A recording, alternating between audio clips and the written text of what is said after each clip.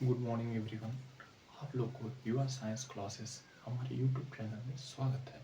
आप लोग को हमें बायो के टीचर इंद्रजीत सर द्वारा नए नए सिलेबस एनसीईआरटी के नए नए पैटर्न नए नए तरीके से पढ़ाया जाता है। जिसमें आपको हमने पहला लेक्चर दिया था, उस पहले लेक्चर में आप लोग को पढ़ाया जा रहा था कि पुष्पी पौधों में लैंगिक जनन। तो उसमें लैंगिक जनन क्रिया क्या थी, हमने बतलाया था कि अगर नर और मादा अलग अलग हैं तो क्रिया लैंगिक जनन है। अगर लैंगिक जनन क्रिया है तो उसमें पुष्प में देखते हैं पुष्प में लैंगिक जनन क्रिया में कौन अलग है, कौन कैसे है। तो उसी पुष्प के अंदर हमने लैंगिक जनन में तो बता दिया। हमने लास्ट लेक्चर में ये भी बताया था लैंगिक जनन क्रिया में लैंगिक में नर पुष्प क्या है, मादा पुष्प क्या है। आज ये टॉपिक नया ऐड हुआ है, लघु बीजाणुधानी, गुरु बीजाणुधानी, भ्रूणकोश और परागकण। इसी के बारे में हमें पढ़ना है। उससे पहले हम सेकेंड लास्ट लेक्चर को रिवाइज कराते हैं। बोले थे कि लैंगिक जनन जिसमें नर और एंड मादा क्या हो, अलग अलग हो तो क्रिया कौन सी है, लैंगिक जनन। तो हम बता रहे हैं कि उसमें लैंगिक जनन में नर को क्या बोलते हैं, मादा को क्या बोलते हैं। तो अगर लैंगिक जनन क्रिया है, नर है, तो उसको क्या बोलेंगे। तो नर को हमने कहा था कि पुकेसर, और इसी का नाम पुमंग कहते हैं। पुकेसर पुमंग कहते हैं नर वाले भाग को। इसी नर वाले भाग के बारे में हमने बतलाया कि नर को अगर तोड़ा जाए तो दो भागों में दिखाई देगा, जिसमें ऊपर की तरफ पंखुड़ी और नीचे की तरफ तंतु रहता है। तो पंखुड़ी हमने देखा ऐसा कुछ रचना था और नीचे तंतु धागे की समान रचना थी। तो ये वाली रचना को नाम क्या दिया गया, पंखुड़ी, तथा इधर वाले रचना का नाम क्या दिया गया, तंतु। पंखुड़ी को आप लोग देख भी रहे हैं कि दो भाग या दो लूप में बटा हुआ है। इसी पंखुड़ी को हम अनुप्रस्थ काटते थे या काटेंगे तो ये पंखुड़ी डिवाइड हो जाएगा और डिवाइड होकर कितने लोग में डिवाइड होगा, 4 लोग में। इसका नाम परागकोश बोला जाएगा। एक परागकोश को बाहर निकालेंगे, एक परागकोश को, इसका नाम लघु बीजाणु धानी कहा जाएगा। लघु बीजाणुधानी आपको पता है क्या कि नर युग्मक का ही भाग है लघु बीजाणुधानी, जिसके अंदर परागकण रखे रहते हैं। तो इस लघु बीजाणुधानी को हम देख रहे हैं तो लघु बीजाणुधानी में 4 परत दिखाई देते हैं। उन 4 परत की रचना का नाम हम यहाँ लिख रहे हैं। उसमें अगर लैंगिक जनन क्रिया है तो लैंगिक जनन क्रिया में लघु बीजाणुधानी है, और लघु बीजाणुधानी है तो लघु बीजाणुधानी के अंदर कितने परत हैं, 4 परत हैं। जो सबसे ऊपरी परत है इसको बोलते हैं सबसे ऊपरी परत, उसके अंदर वाली परत, सबसे अंदर वाली परत, उसके अंदर। तो लघु बीजाणुधानी के 4 परत, यानी कि पहला, ये दूसरा, ये तीसरा, ये अंदर वाला परत है। तो पहली परत का नाम जो ए है इसका नाम बाह्य परत। उसके बाद अंदर अंतः परत, सबसे अंदर मध्य परत, और उससे अंदर एक रचना पाई जाती है जिसे टेप्टम बोलते हैं। इसी टेप्टम के अंदर क्या रखा रहता है, टेपिटम। टेप्टम के अंदर रखा रहता है क्या, ई बिंदु परागकण। तो आपने क्या देखा, आपने देखा कि लघु बीजाणुधानी की रचना है, संरचना है, जिसकी 4 परत है। पहला बाह्य परत, दूसरा अंतः परत, तीसरा मध्य परत, और उसके अंदर टेप्टम, और टेप्टम के अंदर क्या रखा है, परागकण रखा हुआ है। इसी परागकण के बारे में हमने डिटेल में भी बताया था, आज बताएंगे। ये लघु बीजाणुधानी पर बार बार यूपी बोर्ड में बार बार क्वेश्चन बनता है कि सचित्र वर्णन कीजिए लघु बीजाणुधानी का। तो यही चित्र है लघु बीजाणुधानी का, अंतः परत, बाह्य परत, मध्य परत, टेपिटम और परागकण। तो हमने क्या देखा, हमने देखा कि एक टेप्टम के अंदर परागकण है जो कि बीजाणु द्वार कोशिका से क्या हुआ है, ढका हुआ है। इसी टेप्टम के अंदर के परागकण को लेते हैं और देखते हैं कैसा दिखाई देता है। तो हम कह रहे हैं कि परागकण, जैसे देखा जाए परागकण को, तो परागकण गोलाकार रचना है। गोलाकार के साथ चिपचिपा होता है, कहीं हवा का झोंका में उड़ रहा है, हवा के साथ ही बिखर ना जाए। इसीलिए गॉड ने, भगवान ने प्राक्कण को क्या बनाया है? चिपचिपा बनाया है। तो इसे याद कीजिए कि प्राक्कण जो सेकेंड लेक्चर मतलब फर्स्ट लेक्चर पढ़ाए थे उसमें बतलाए थे प्राक्कण में दो आवरण है, एक का नाम है बाह्य चोल, एक का नाम है अंतःचोल। अंतःचोल, बाह्य चोल क्या है? बाह्य चोल प्राक्कण का बाहरी वाला आवरण कठोर है और कठोर के साथ किसका बना हुआ है? एस्पोरो पॉलीनिन का बना हुआ है। जबकि अंतःचोल पतला है, सेलुलोज और पेक्टिन का बना हुआ है। बाह्यचोल इतना कठोर होता है कि इस पर ताप, अम्ल, एसिड कुछ भी डाल दिया जाए उसका प्रभाव नहीं पड़ता। या चीनी या थोड़ी लेके तोड़ भी दिया जाए तब भी ये टूटेगा नहीं। बाह्यचोल ऐसा बना है, लेकिन अंतःचोल पतला है। अंतःचोल के अंदर ही दो कोशिकाएं पाई जाती थी, काय की कोशिका और कौन सी कोशिका? जनन कोशिका। जनन कोशिका। एक बार याद कीजिए, रिकॉल कीजिए, क्या पढ़े हैं नर के पुष्प के बारे में? नर पुष्प का नाम क्या है? पुकेसर। बोलिए, पुकेसर का एक और नाम क्या है? उमंग। उमंग के कितने भाग हैं? दो। दो में कौन है? ऊपर खुला पंखुड़ी, उसके नीचे कौन है? तंतु। पंखुड़ी कितने लोग में है? दो लोग में। जब काटा गया तो कितने लोग में बचे? चार लोग में। इन चार का नाम परागकोश। परागकोश में कितने परत? परागकोश में एक को बाहर निकाला गया तो नाम लघु बीजाणु थानी। लघु बीजाणु थानी में कितने परत हैं? चार। बाह्य परत, अंतः परत, मध्य परत, टेपिटम। टेपिटम के अंदर से क्या निकाले हैं? परागकण। और परागकण कैसा दिखता है? गोल, चिपचिपा, हल्का पीला पदार्थ है। और इस परागकण में कितने परत हैं? दो। बाह्यचोल, अंतःचोल। बाह्यचोल क्या है? कठोर है, बना किससे है? एस्पोरोपॉलिन से। अंतःचोल क्या है? पतला, बना किससे? सेल्यूलर पेकेटिन से। तो ये याद हो जाएगा आप लोग को, ये आसान है एकदम। यूपी बोर्ड के लिए विश्वास मानिए, आप एक बार भरोसा करके देखिए। यूपी बोर्ड में अगर हमने अच्छा नंबर न दिलाया तो देख लीजिएगा। उसके बाद हम आगे बढ़ जा रहे हैं। क्या? ये तो सारे डिटेल नर पुष्प के बारे में पढ़े हैं। अब हम लोग मादा पुष्प के बारे में पढ़ने जा रहे हैं। मादा पुष्प में क्या है? मादा पुष्प में देखते हैं मादा पुष्प के बारे में। इन दोनों के डिटेल बारे में पढ़ के आगे बढ़ते हैं। मादा पुष्प क्या है? इसी लैंगिक जनन क्रिया, नर और मादा अलग है तो लैंगिक है। नर के बारे में हमने तो पढ़ लिया, अब मादा के बारे में पढ़ते हैं। मादा मादा मादा जो पुष्प है उसका नाम है स्त्री केसर। स्त्री केसर, या इसी का एक और नाम है ध्यान। सुनिए ध्यान से, एकदम मन लगा के पढ़िए और ध्यान से सुनिए। क्या है स्त्री केसर? स्त्री केसर पुष्प के तीन भाग होते हैं। जो ऊपरी भाग है ऊपर की तरफ, इसका नाम है वर्तिकाग्र। जो बीच में है वर्तिका, और जो सबसे नीचे है अंडाशय, इसका नाम क्या है? वर्तिकाग्र। इसका नाम क्या है? वर्तिका।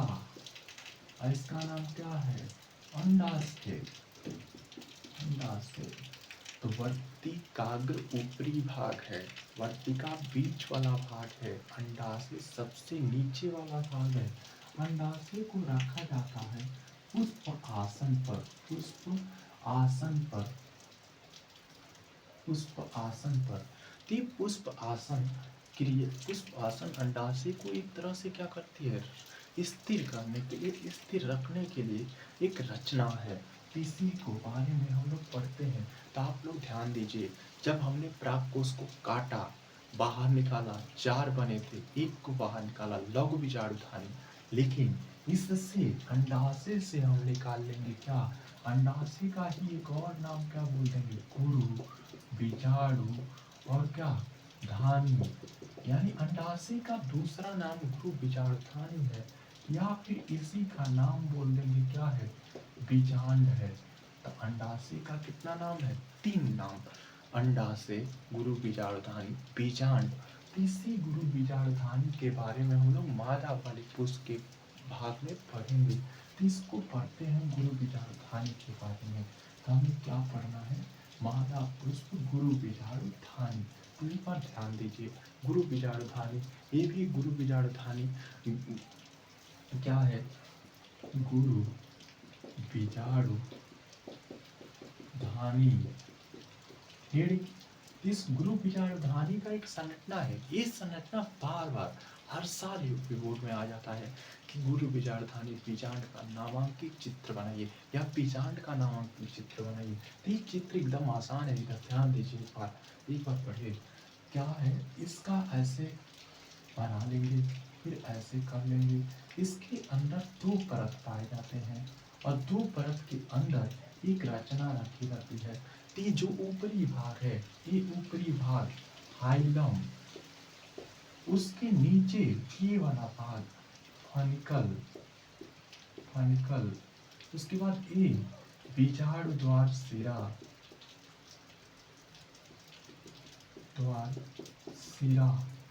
उसके बाद ए बाय आवरण,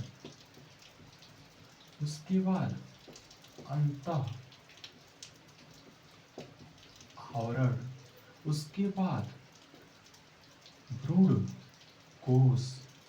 सुनिए क्या यही गुरु बीजाणुधानी क्या किए हैं? हमने गुरु बीजाणुधानी को कहाँ से निकाला है? अंडाशय से। अंडाशय का दूसरा नाम क्या है? गुरु बीजाणुधानी। ऐसी का एक और नाम क्या है? बीजांड। तो उस बीजांड का हमने चित्र बनाया। तो चित्र जो भी था ऐसा दिखाई दिया। उसमें ऊपर की तरफ हाइलम, उसके नीचे फनिकल, बीजाणु द्वार छोटा सा छिद्र है तो बीजाणु द्वार सिरा, बाह्य आवरण, अंतः आवरण और भ्रूण कोश। तो आप लोग क्या देख रहे हैं?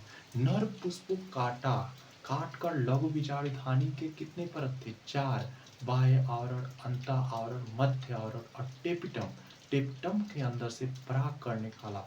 उसी प्रकार हमने अंडाशय को देखा, नाम गुरु बीजाणुधानी पड़ा और उस गुरु बीजाणुधानी के अंदर से क्या निकालना है? भ्रूण कोश। और यही भ्रूण कोश क्या है? जैसे नर में परागकण है वैसे मादा में ये भी मादा युग्मक या मादा का जो भी युग्मक है वो भ्रूण कोश है। तो भ्रूण कोश के बारे में देखते हैं, मादा युग्मक के बारे में। तो भ्रूण कोश है क्या? मादा युग्मक का जब निर्माण होता है तो हीडिंग ही हो जाएगा भ्रूण कोश। ये है क्या? भ्रूण कोश।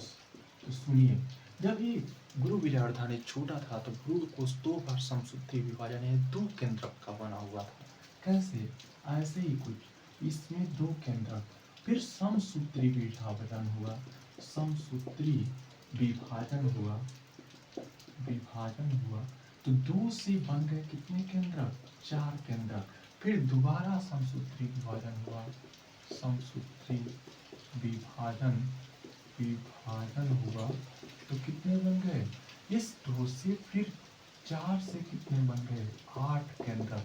तो 8 केंद्रक बनने के बाद इसी भ्रूण कोश में 3 केंद्रक ऊपर चले गए, 2 केंद्रक बीच में लग गए और 2 केंद्रक नीचे लग गए। इसी पर एक रख दिया गया। तो इसका नाम है प्रतिमुखी कोशिका। इसका नाम है ध्रुवी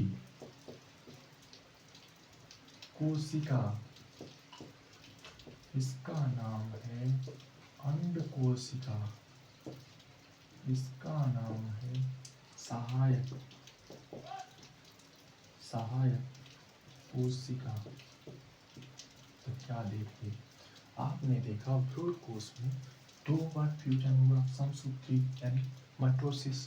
तो 2 से 4, 4 से कितने? 8, 8 बनने के बाद 3 ऊपर प्रतिमुखी, 2 बीच में ध्रुवी, 1 अंड कोशिका और 2 नीचे की तरफ क्या है? सहायक कोशिका है। तो आपने पढ़ लिया क्या? मादा युग्मक के बारे में और नर युग्मक के बारे में डिटेल में पढ़े ही हैं। तो क्या पढ़े हैं? एक बार रिकॉल कराते हैं आपको। आपने नर युग्मक के बारे में क्या पढ़ा? नर का नाम पढ़ा, पुकेसर, पुमंग। कितने भाग थे? 2 भाग थे। कौन? पंखुड़ी, तंतु। याद आ रहा है?